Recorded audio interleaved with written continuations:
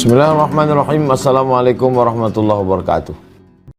Halalkah uang yang diperoleh dari hasil game online judi? Innamal khamru khamar wal maisir judi wal ansab menyembelih binatang untuk berhala wal azlam mengundi nasib rijusun najis min amali syaitan perbuatan syaitan fajtanibuh jauhi. Jadi kalau dapat duit, duitnya kemana? Duitnya tidak boleh dibuang ke laut. Dibelikan ke makanan tak boleh. Lalu duit haram dipakai kemana? Kata Syekh Yusuf Al-Qardawi dalam kitab Fatawa Mu'asirah, Fatwa Kontemporer, digunakan untuk masalih ammah, kepentingan umum. Apa contoh kepentingan umum? Buat WC, buat toilet, buat jembatan, boleh. Atau pergi ke pondok pesantren. Tapi kalau bawa duit haram, duit riba, duit judi, kasihkan aja. Ustadz ini ada kasih, tak perlu sebutkan. Ustadz ini ada beberapa duit haram mau saya serahkan. Kasih aja. Bagaimana kalau non muslim nikah dengan muslim? Tapi waktu nikah muslim sudah nikah ibadahnya masing. Semana ceritanya nih?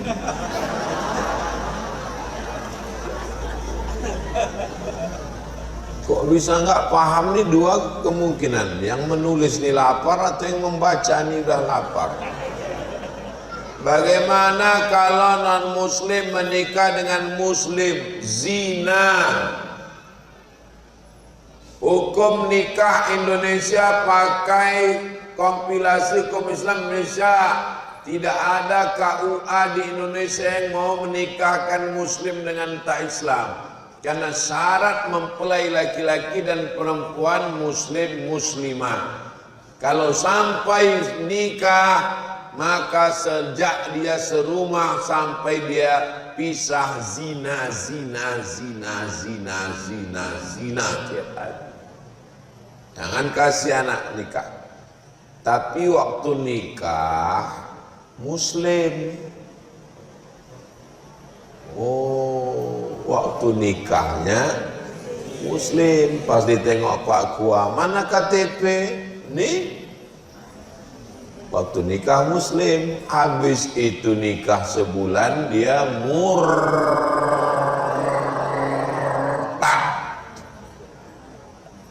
Jangan pacaran sama orang yang pura-pura masuk Islam. Kenapa pula kalian latah gatal nih? Begini banyak anak-anak lajang. Yang senyum yang lajang aja. Ini anak udah 3 senyum pula. Jaga anak ya Bu. Ini modus pemurtadan. Pura-pura masuk Islam. Pura-pura potong senapan angin. Tapi nanti sesudah nikah, sudah anak 3 murtad. Saya di kantor Basnas. Baru pulang dari Mesir nih, baru pulang dari Maroko. Datang kata Pak Ketua Basnas, Ustadz Somad, Ustadz tahu saya ikut rapat. Kenapa gitu Pak Ketua?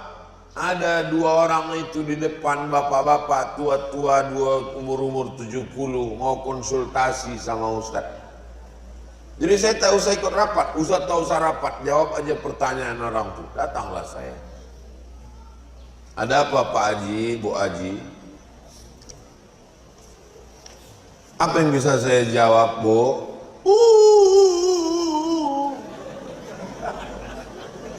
Apa masalahnya Bu?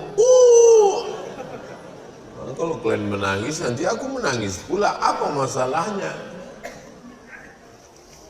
5 Pak Ustadz. Apanya 5? 5 sudah murtad. Gimana ceritanya? Anak saya nikah sama orang pura-pura masuk Islam. Lahir anak 3. Suaminya balik murtad. Anak saya takut pisah, ikut lakinya.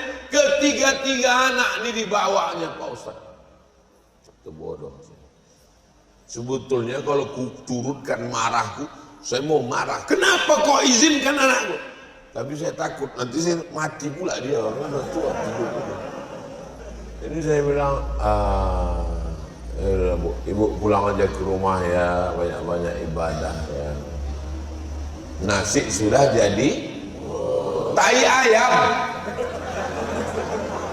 Ada 5 orang murtad situ bubur juga lagi.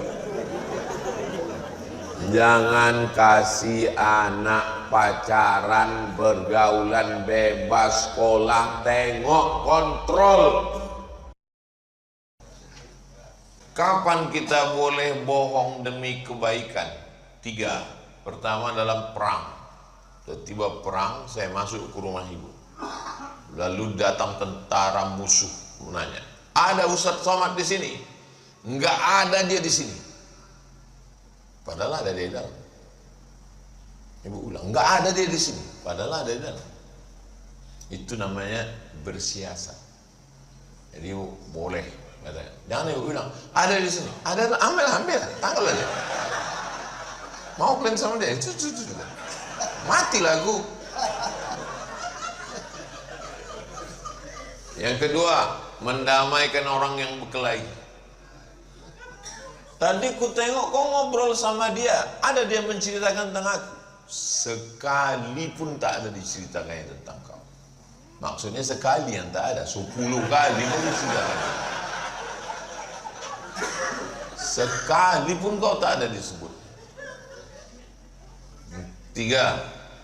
Seorang suami menjaga hati istrinya, seorang istri menjaga hati suami. Baliklah istri dari Jogja membawakan kain batik. Bang, besarlah hati dia. Cantik batiknya abang tengok. Allahu Akbar. Belum pernah abang menengok batik macam ini. Padahal berserak di pasar. Pasar pagi itu macam ini batik. Lambat. Allahu Akbar, Masya Allah. Mana Masya Allah, Masya Allah. Berapalah kau beli? Menyenangkan. Ustaz, apa hukumnya seorang istri ditinggal suaminya bertahun-tahun tanpa memberikan nafkah kepada istri dan anaknya, kemudian sang istri menikah lagi dan suami ini bertanya apa curhat?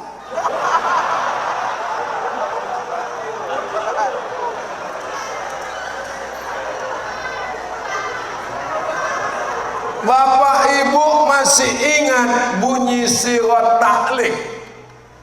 Masih ingat? Ketahuan nikahnya udah lama. Kata Pak Kua, habis akad nikah, tolong kau baca dulu sirat taklik. Lalu si suami pun membaca sirat taklik. Jika saya meninggalkan istri saya 6 bulan lamanya, tidak memberikan nafkah zahir dan batin, atau menyakiti fisiknya atau perasaannya, dan dia mengadu ke pengadilan agama membayar iuran 10.000, maka hakim menjatuhkan talak 1, maka jatuhlah talak 1 kepadanya. Siapakah yang menjatuhkan talak? Suami. Hakim tak bisa menjatuhkan talak. Suami melimpahkan talak kepada hakim, maka disebut dia sirat taklik. Itu namanya tolak taklik.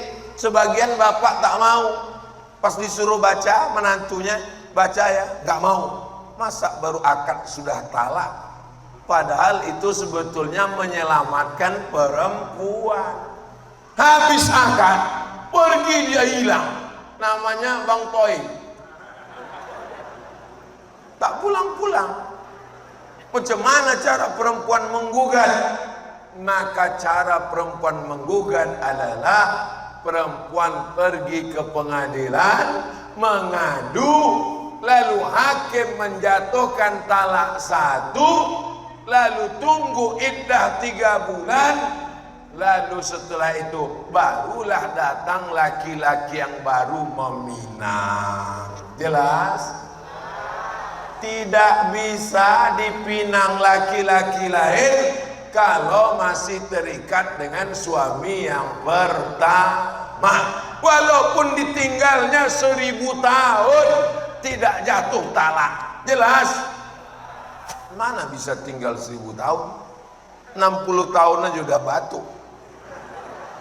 Itu hanya ungkapan saya bahwa berapa lama pun ditinggalnya, kalau tidak dijatuhkannya talak, tidak jatuh talak.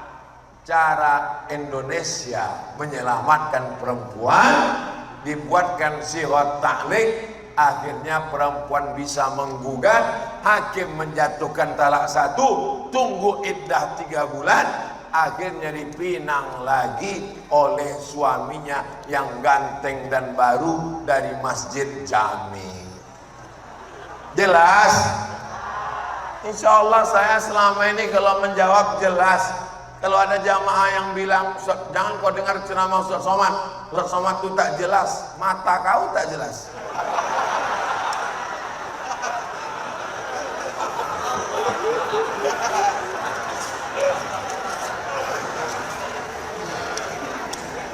Kenapa Ustaz malam ini bawaannya berapi-api? Ya karena panas tadi juga lah.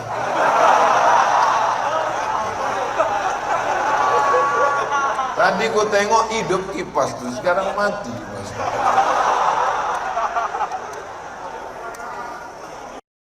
Pak Ustadz, jodohnya supaya dapat jodoh terbaik, doanya Pak Ustadz, doa Nabi Zakaria, Rabbi la tazarni fardan wa anta khairul warisin.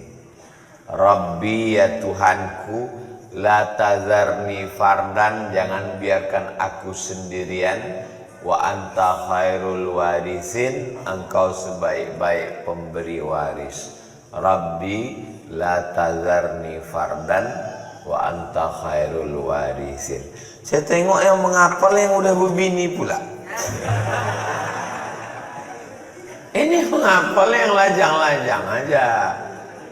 Hati-hati Bu, kalau sampai dibaca bapak ini nanti pas sembahyang. Ibu kalau sembahyang tahajud malam, dengarkan doa bapak itu baik-baik. Amin, amin, amin aja. Amin, amin. Nanti kejadian baru bingung. Rabbi la tazarni fardan wa anta khairul warisin. Amin gitu. Kejadian. Kenapa abang ini? Doa kau dulu katanya. Rabbi la tazarni fardan wa anta khairul warisin. Tak ada yang sulit bagi Allah. Asam di gunung, garam di laut, berjumpa juga dalam belanga. Siapa? Langkah rezeki, pertemuan maut, kuasa Allah Subhanahu wa taala. Tak ada yang sulit bagi Allah. Innama amruhu idza arada syai'an ayaqul lahu kun fayakun. Jodoh tak akan kemana, tapi ingat, saingan di mana-mana.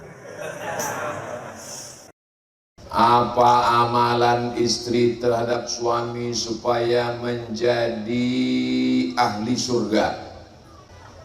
Iza ra'aitaha sarratka, kalau suamimu melihat kamu senang hatinya. Itu ciri pertama istri solihah.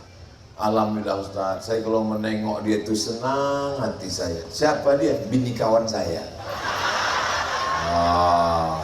Bermasalah. Yang kedua, idza amartaha ata'atka, kalau disuruhnya patuh dan taat, tapi perintahnya itu sesuai ajaran Ustaz, ya, laki saya menyuruh saya wajib taat, wajib taat. Apa ibu disuruhnya? Disuruhnya rambut saya gerabang macam sarang laba-laba, dicat 3 warna merah, kuning, kelabu, kuku panjang macam Dracula. La ta'ata li makhluqin fi maksiatil khaliq, tidak wajib taat kepada makhluk kalau menyebabkan maksiat kepada Allah. Paham? Yang ketiga, idza ghibta anha hafiza amwalaka, kalau suamimu pergi, dijaganya harga diri, harta dan anak-anak. Kalau 3 ini dilaksanakan, maka insya Allah perempuan masuk surga dari pintu mana yang dia mau.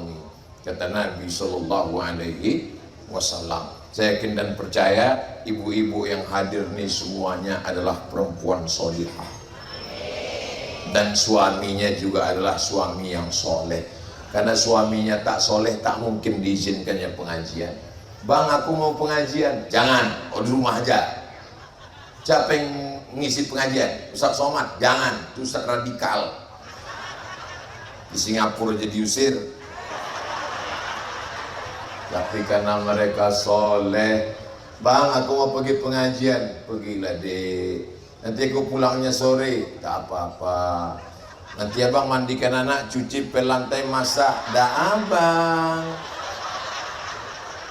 Itu bukan suami soleh, bodoh.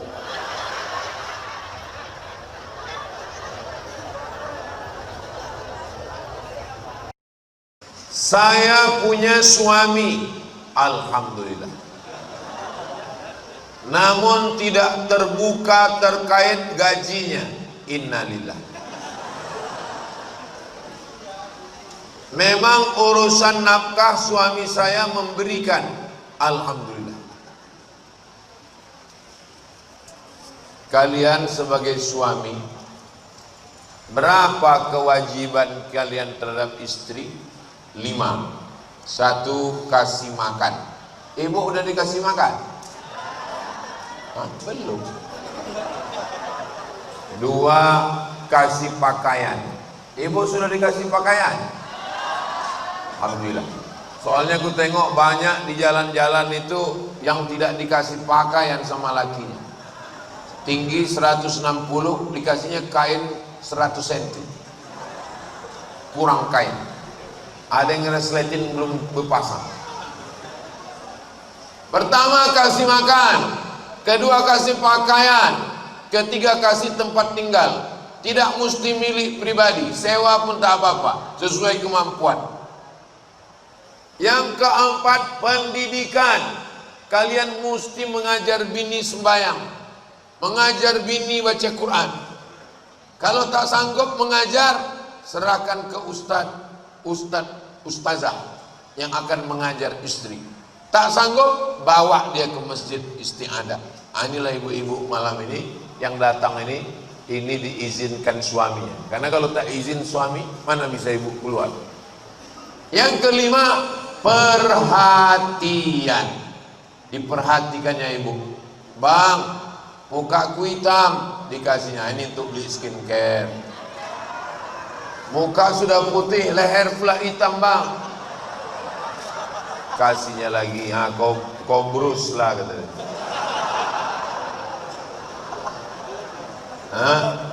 Perhatian.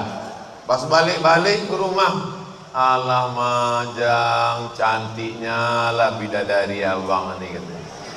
Itu perhatian namanya. Kalian sebagai laki-laki jangan pelit mengeluarkan kata-kata pujian. Habis dia mau masak dan kasih perhatian. Macam mana masakannya bang? Seumur-umur abang dek, belum pernah abang makan macam ini banyak garamnya.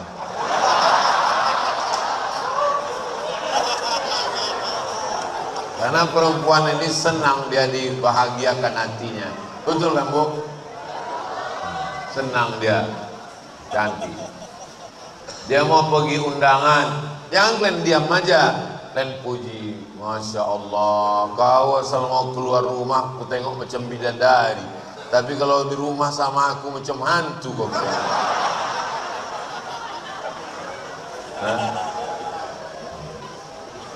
Jangan panggil namanya.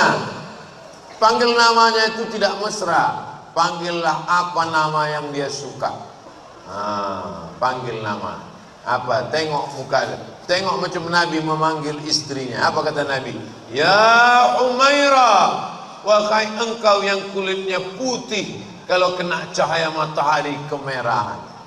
Kalimat-kalimat yang menyentuh hatinya. Sentuhlah dia tepat di hatinya, dia akan jadi milikmu untuk selamanya. Begitu Allah macam mudah begini aja. Ustaz, boleh ku panggil biniku ya Humairah, apa pula salahnya? Tapi dia hitam.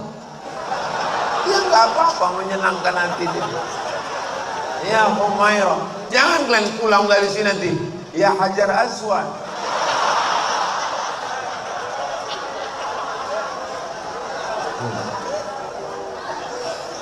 Ya Humairah. Balik dari sini. Jika suami berjanji kepada selingkuhannya, makin siang makin gawat pertanyaan itu.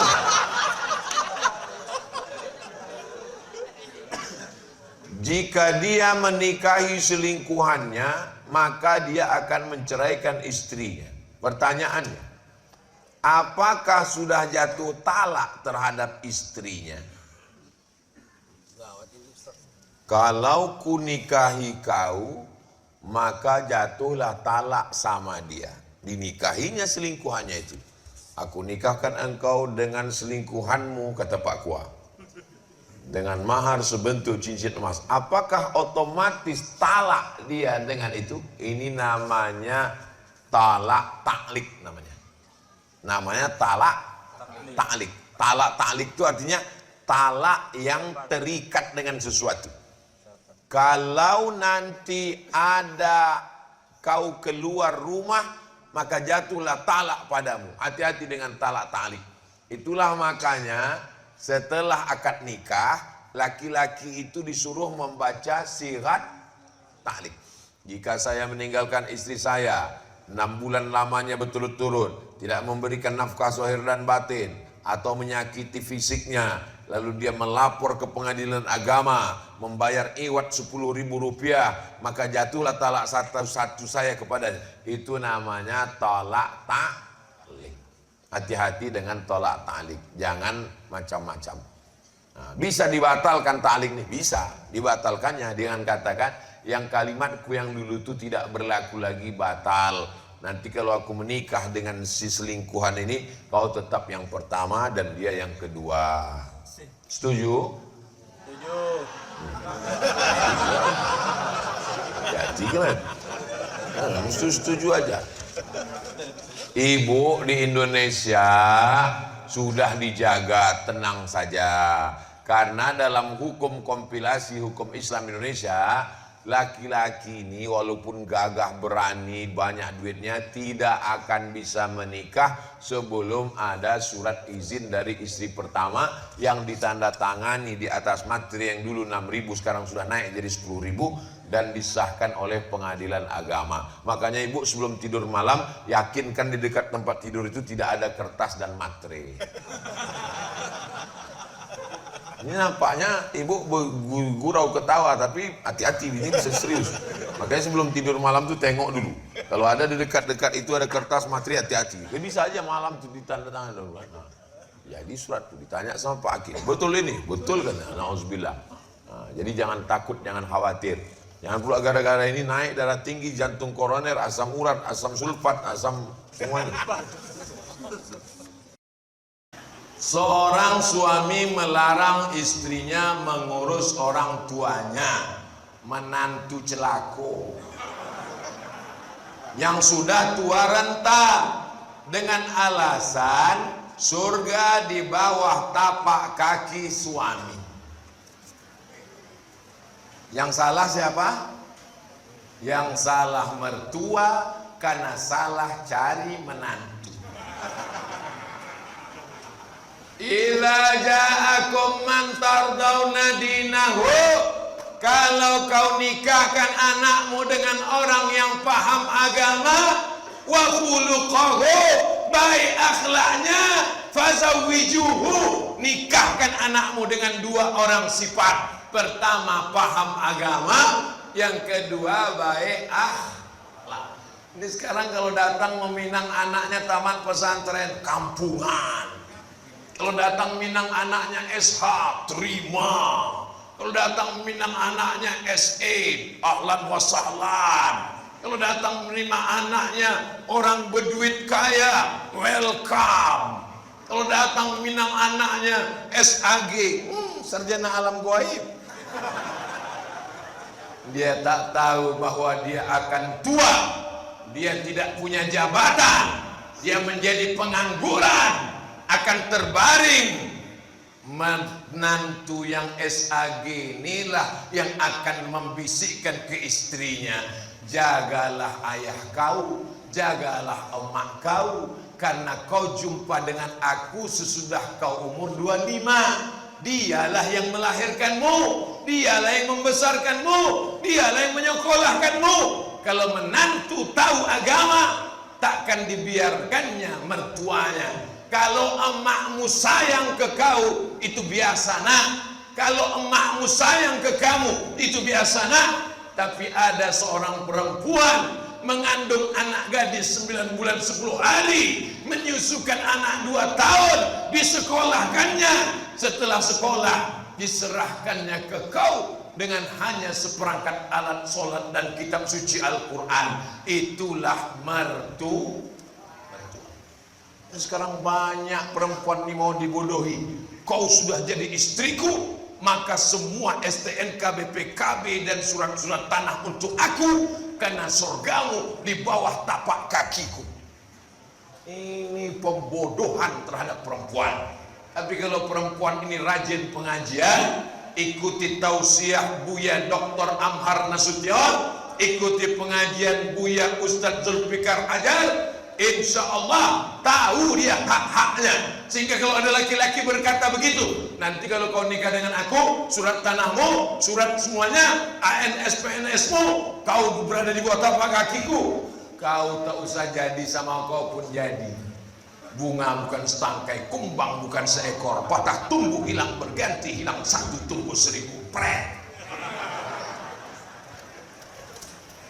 Nih anak-anak muda yang tak akan mungkin menyewakan calon-calon mertua. Betul?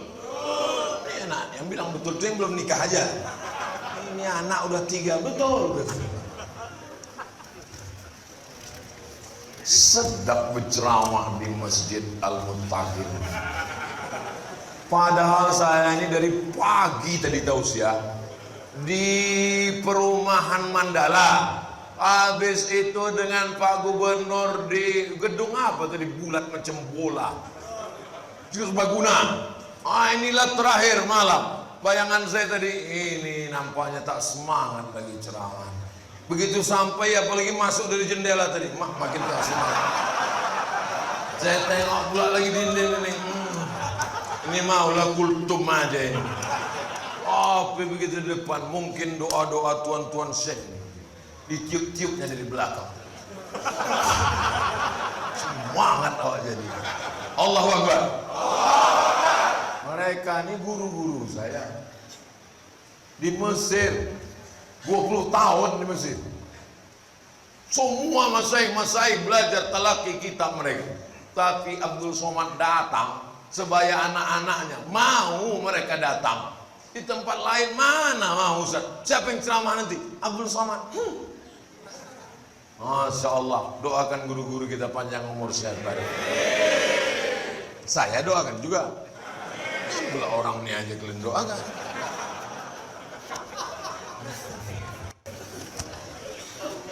Saya di mana-mana ceramah itu mata saya tajam, saya tengok jamaah itu berapa yang menguap. Sudah jam 22, 32, tak ada satupun yang menguap. Mata orang. Kalau tempat lain kadang baru 15 menit keluar kuda Nil. Apakah saya salah mencurigai suami ketika berada di luar rumah karena suami punya usaha buah-buah dan pelanggannya paling banyak wanita, dan suami ini sudah bersumpah tapi hati ini tetap tak menerima? Itu namanya cemburu buta. Pasang CCTV, tulis di situ, pedagang buah ini sudah beristri. Di bawah pengawasan. Dan bagi suami jangan terhalang untuk mencari rezeki gara-gara istri yang begini. Kalau ada istri yang selalu bertanya, kau pulang jam berapa, jalan sama siapa, kunci motor mana, gaji mana, itu sesungguhnya istri ingin menjaga supaya suami tidak dilarikan pelakor. Betul? Ibu tetap jaga, itu namanya security syariah. Suami yang punya istri menjaga, maka kalau ada istri yang model begini, selalu bertanya, selalu mengawasi, dia bukan benci, dia sayang dengan kalian. Istri yang model begini jangan dikubur sebelum mati.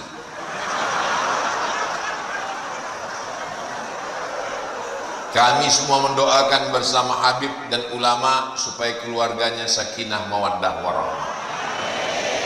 Karena kalau terus dalam cemburu buta, itu hanya akan merusak hati dan perasaan. Saya bilang sama ustazah, saya pergi hari Kamis, Jumat, Sabtu, Ahad, Senin baru di rumah. Saya di rumah hari Selasa, Rabu, Kamis. Dan di pengajian itu paling banyak ibu-ibu. Saya naik pesawat, ada pramugari. Banyak orang minta foto, tapi jangan kau pedulikan, karena hatiku hanya ada kamu, saya.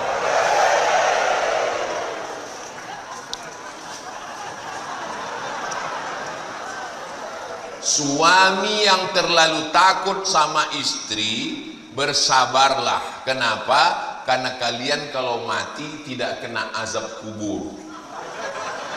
Karena kata malaikat, yang ini nggak usah diazab karena sudah terlalu azab di dunia.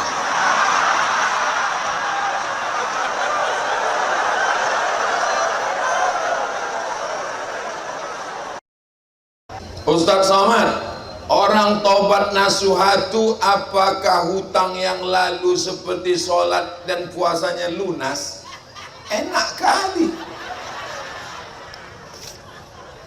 Orang yang tobat, sholatnya diqadha yang lalu-lalu. Habis zuhur nanti, usolli fardhu zuhri arba'a raka'atin qadha'an. Habis maghrib, usolli fardhu maghribi thalatha raka'atin qadha'an.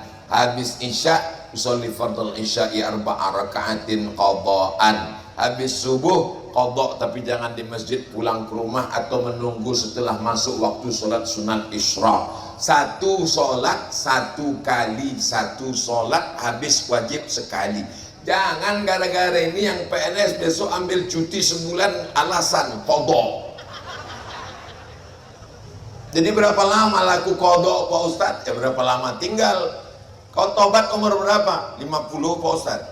Akil balik 10, 40 tahun. Lama kali Pak Ustadz. Mudah-mudahan malaikat maut cepat datang. Pemutihan.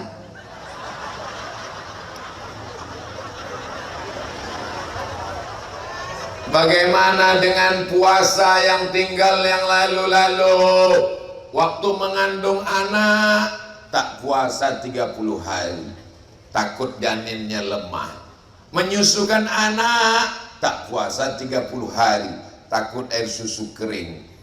Tahun kedua menyusukan anak 2 tahun, tak puasa 30 hari. Satu anak berarti ibu tak puasa 90 hari. Catat qadha.